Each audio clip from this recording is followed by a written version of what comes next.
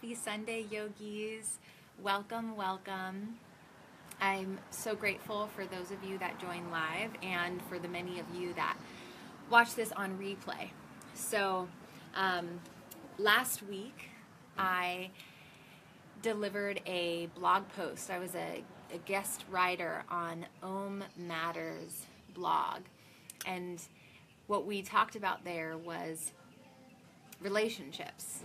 What's the nature of relationships from a yogic lens? And what are the two key ingredients for, hey Nick, for having the most healthy, happy, and balanced relationships? Because like we've talked about before, yoga is more sustainable joy for me. That's one of my favorite definitions from yoga that I learned from my sutras teacher, Robert Bernberg. And the beauty of that is that, number one, it's more. So it's a progressive journey. It's progress, not perfection. And it's more sustainable. So this joy that we're looking for is not a fleeting happiness. Hey, Jessica. It's something that is long-lasting in its joy for me. So this is a self-centered practice, right? But we're talking about relationships. So how is having a self-centered attitude going to uplift our relationships? Well, the idea is that we really only have jurisdiction over our own selves and how we show up in relationships. And we're not responsible for the thoughts and the feelings and the opinions, the behavior of other people. Yet, we have an immense amount of power, hey Victoria, in the way that we choose to show up. The words that we speak, the thoughts that we think, the attitudes that we hold, the way that we respond to others. And that's the beauty, that's the power of yoga and relationships. So that's what we're going to talk about today. And as you all sign on and say hello, I want to thank you all for reading the blog post and the questions and the thoughts and the comments from that particular post.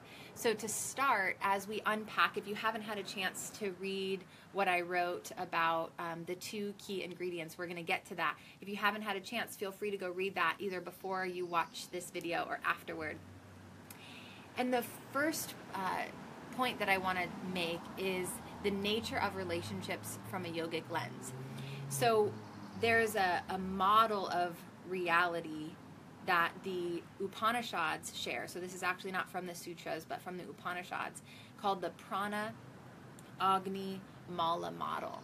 And in this model, we can look at ourselves, this vessel, this body, our layers of being, as fueled by vital energy called prana.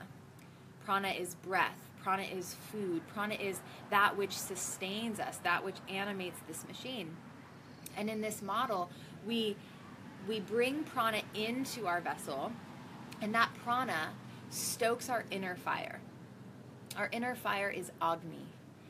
And that prana is the fuel to keep this fire rich and vital. The Agni then burns away residue, mala, stickiness, debris that's left over from our interactions. This debris can be physical. It can manifest in our physical body. It can be waste from food that we ingest.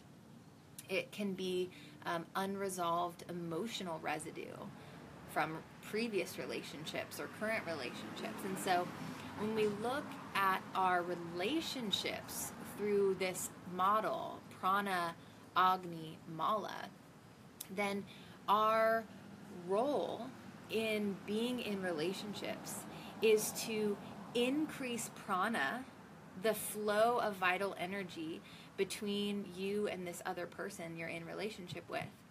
And in doing so, to minimize mala.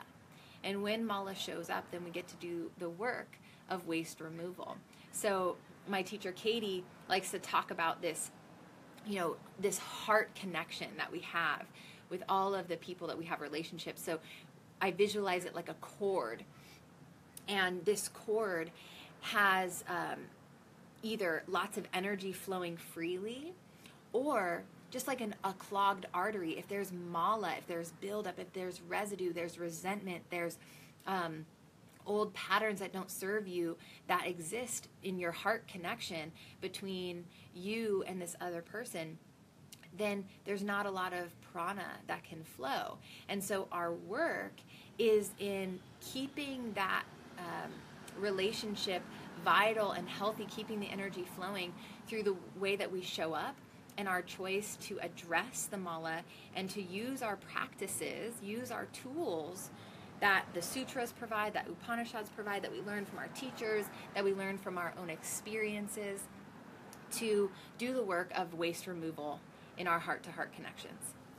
So I find that my most intense work of relationship comes to those closest to me. And that shows up with my relationship with my fiance Dan, and it shows up with my relationship with my daughter. And motherhood has been a very trying, a very eye-opening experience for me in terms of learning about how I engage and how I show up in relationships. And there are a lot of interactions between me and my daughter that do build mala. Just the other day, I posted about it on Instagram, but my daughter broke an egg right onto the kitchen floor, like all over the counter and right onto the floor. And then right after she did it one time, she did it a second time. And I totally lost my cool. I overreacted and super like harshly told her to go up into her room and stay there the rest of the night.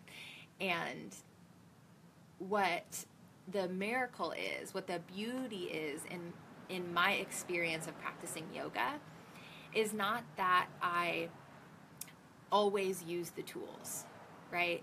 I had an emotional response to that situation, so I let the cloudiness of my mind be a barrier between me and showing up fully and completely for my child in that moment. Hey, Angie. However, the miracle is that I remember more quickly. So I may forget my tools in the moment, but I remember them more quickly than I ever used to.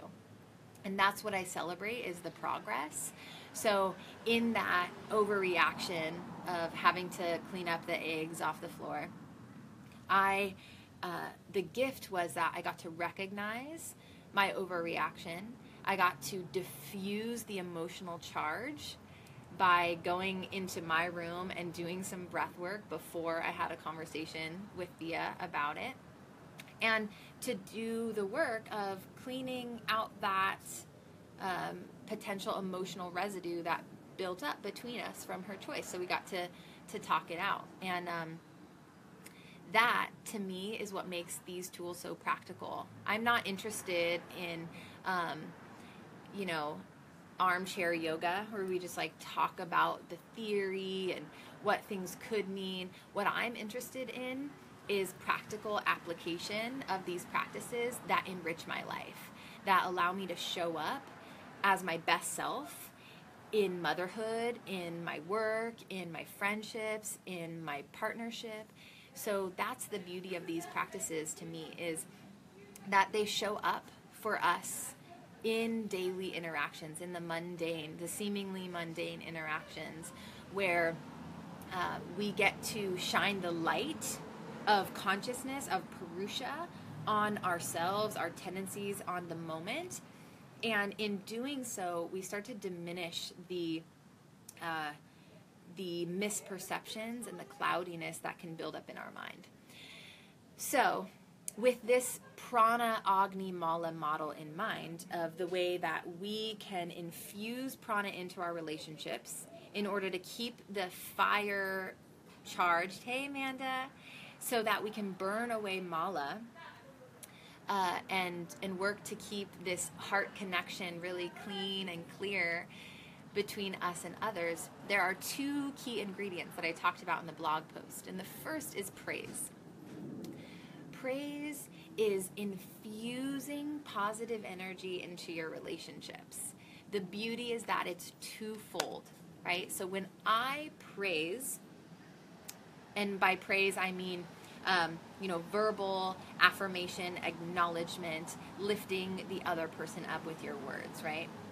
So when I praise my partner, for instance, my partner benefits because he feels good about the praise, and I benefit as well because I feel good about myself choosing such a great partner. I feel good about myself showing up in a partnership in a way that I'm proud of. So praise is mutually beneficial.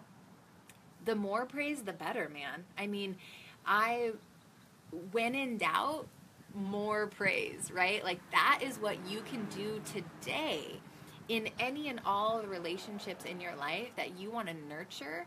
You can just start with praise. And in doing the work, for me, I find in doing the work of reflection that's required in order to praise a friend, my partner, an employee, a coworker, etc. In doing that work, I become more and more aware of the qualities that I adore of that person, right? And doing that work allows me to put a magnifying glass. Hey, Tanesha. That allows me to shine a light, to highlight the things about them that I love. And yoga tells us that what we focus on expands.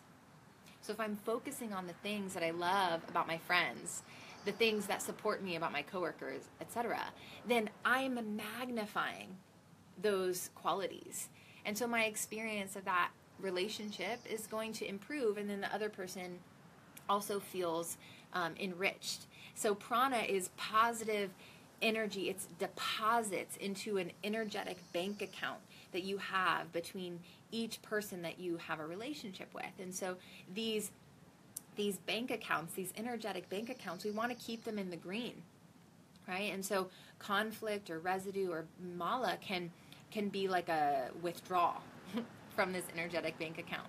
So the more that we create a habit of praise, where it is practiced to the point where it becomes very natural to do so, then we are ensuring that the relationship is being fed, it's being nurtured, it's the ongoing maintenance of relationships. Sometimes relationships can take a backseat if there's no crisis, if there's no need to tend to the relationship because it seems to be doing just fine. It can take a back seat. It's not getting nurtured.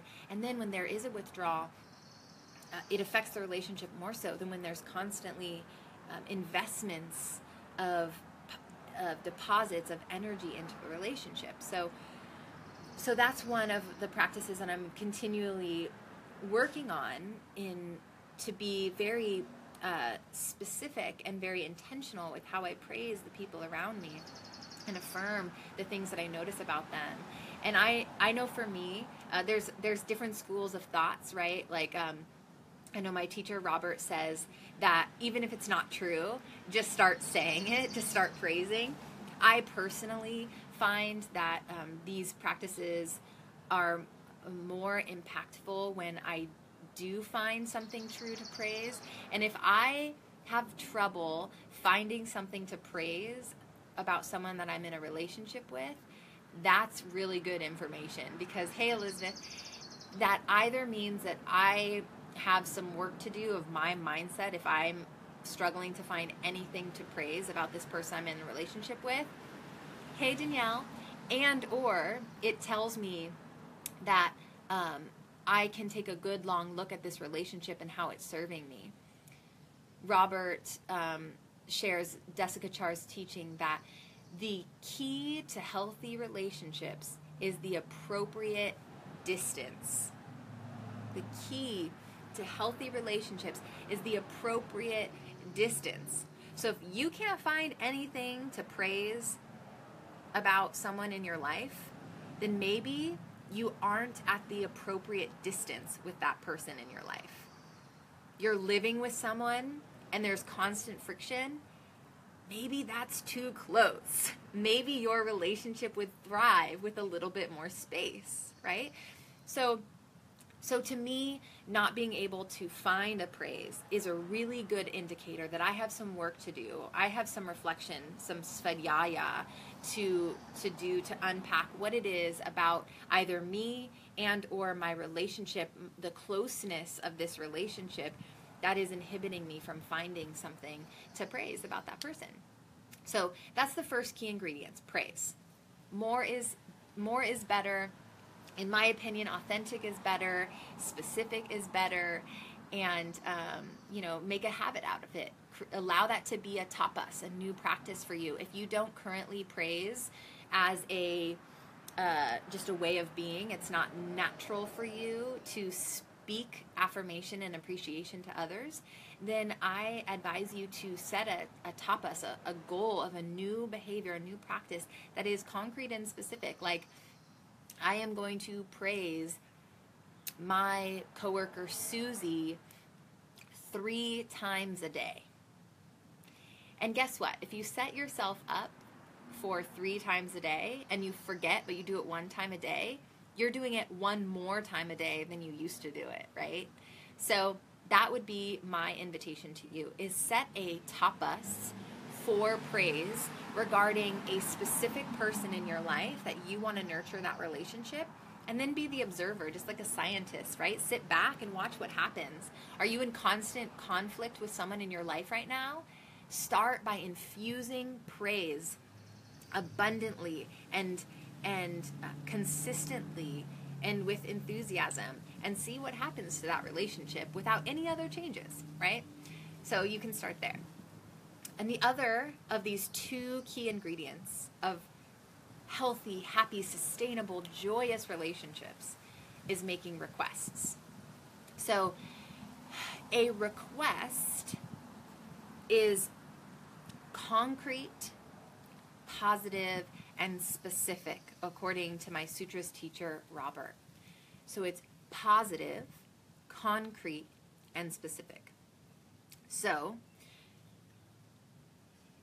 when we have a need or a want in regards to a relationship with someone else, something that's being said or not being said, or done or not being done, that we have a need, it is our job to recognize that frustration in a relationship is a red flag, that there is a request that is not being expressed.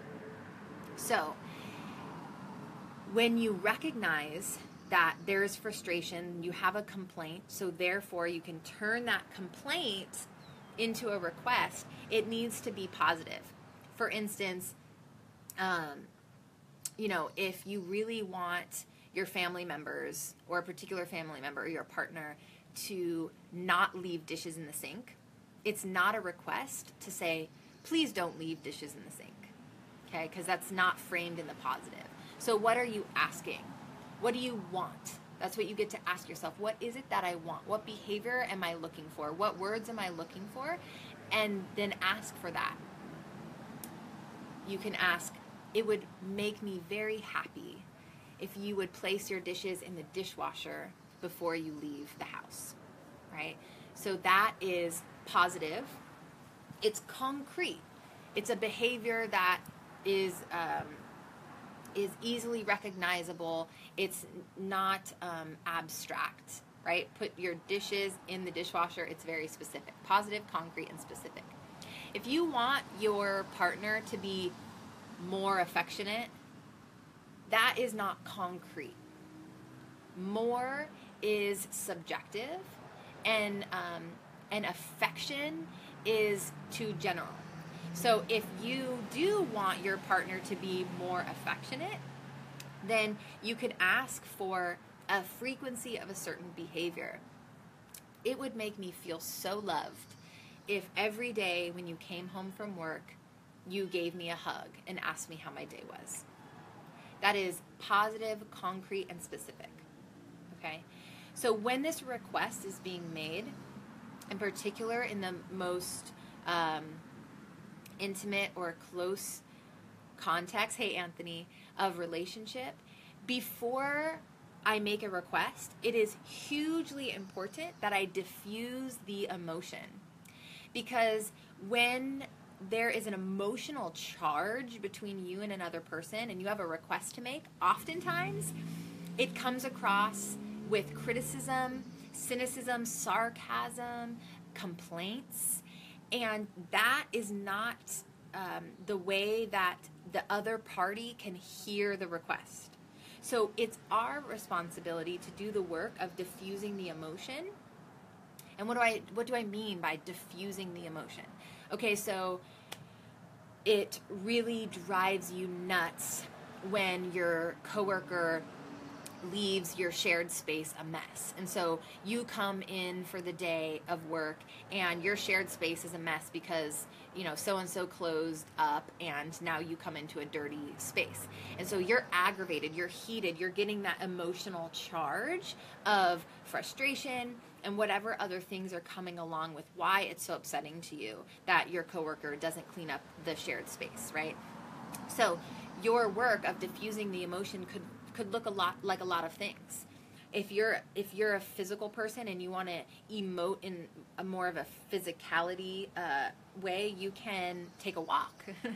Just get your body moving. Go take a yoga class. Go for a run if you're a runner. So you can diffuse the emotion with movement.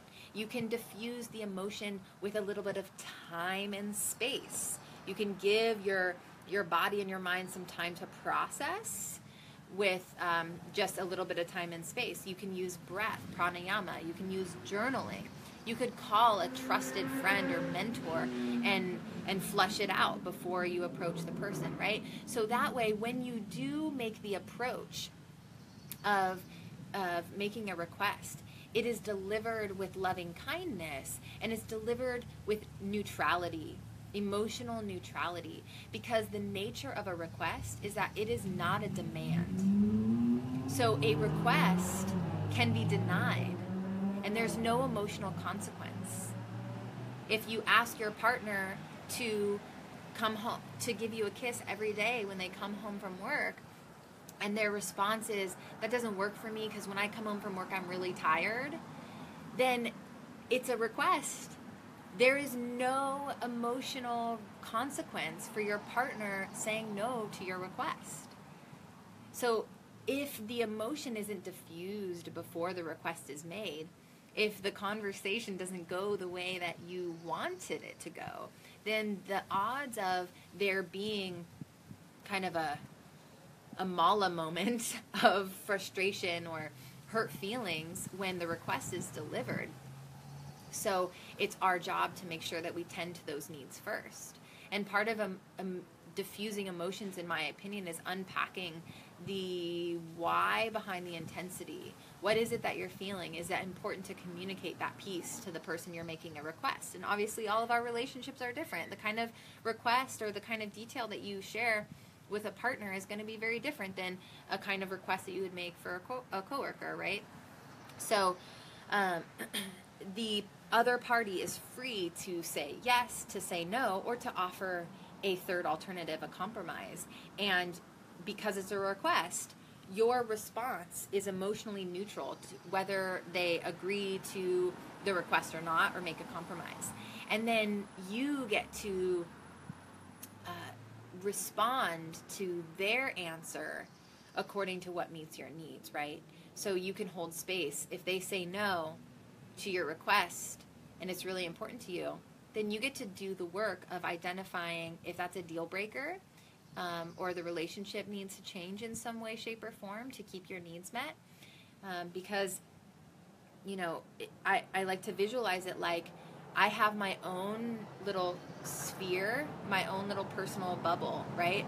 My hula hoop, so to speak. And what's within my hula hoop is within my ability to control.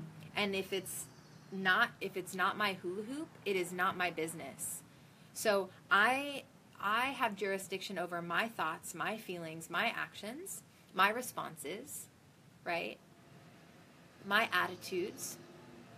I don't have control over other people's thoughts, feelings, opinions, actions, reactions. And so I get to decide based on other people's choices how I want to respond to keep my sphere protected and clear and filled with prana in a way that uplifts me and nurtures the relationship or change the dynamic of the relationship. So making requests is something that I'm always working on. I work on my delivery. For me, one of the big obstacles is being sure to diffuse the emotion, because hurt feelings can radically change the delivery of a request. And when hurt feelings are a part of the puzzle, then those hurt feelings need to be addressed. And that way the request can be delivered in a way that keeps prana flowing between you and this other person. So keep these practices in mind in your interactions, and recognize that it's not just our intimate, closest relationships, but this applies to more acquaintances and people that we see on a less regular basis. So infusing prana into all of your interactions is always uplifting to you, and thankfully as a result to other people around you. However, that's not the purpose, right? So our role showing up in relationships isn't to take care of the other person. It's to take care of ourselves and how we show up for the relationship, because we can't control other people. We only have jurisdiction over ourselves. And one of the definitions of a yogi that I really love is that a yogi is someone who leaves no residue. So in all of your encounters, you're leaving behind just prana, no mala, no buildup, no residue, no stickiness, no debris. And when you do leave some debris, you do the work to clean it up, right? So that is my personal practice of relationship maintenance. My fiance Dan and Thea and those close to me can definitely tell you that I do not do this perfectly. Far from it. But that's why these tools are so powerful. So if your relationships could use a little bit of love, or if you feel like you're not getting what your heart's desire is out of your relationships, then I suggest you start with praise. Take some power into your hands to influence the quality of your relationships by starting with showing up full of praise and appreciation, to do the work to reflect on that person and what it is that you really adore about them, what it is you appreciate about them, to be honest with yourself about the nature of your relationships and what is the appropriate distance with you and those around you. And when you identify that there's a need or a want that's being neglected and you feel frustration or tend to criticize or complain, criticism and complaint to me is my red flag that there is a request that I am not making. So then do the work. Take the power to influence your relationship into your hands. And yoga is about being the hero of your life. It can be easier to sink into victimhood of how other people treat me, and I would be happier if this person wouldn't do that or would do this, but that's not my business, and that's not where I have power. So where I do have power is in my own hula-hoop, my thoughts, my feelings, my attitudes, my reactions, my actions, my words, my intentions. So focus there and watch what happens. Please share with me your successes. Please share with me your challenges. Yoga is about being the hero of your life. Love it. Yes, that is from my teacher, Robert Bernberg. He is quite amazing. So please, yogis, send your successes and your challenges my way. This stuff is best worked in community and through heart-to-heart connections. So practice and let me know your hiccups, and let me know where I can support you. So much love. Happy Sunday. Mwah. See you soon.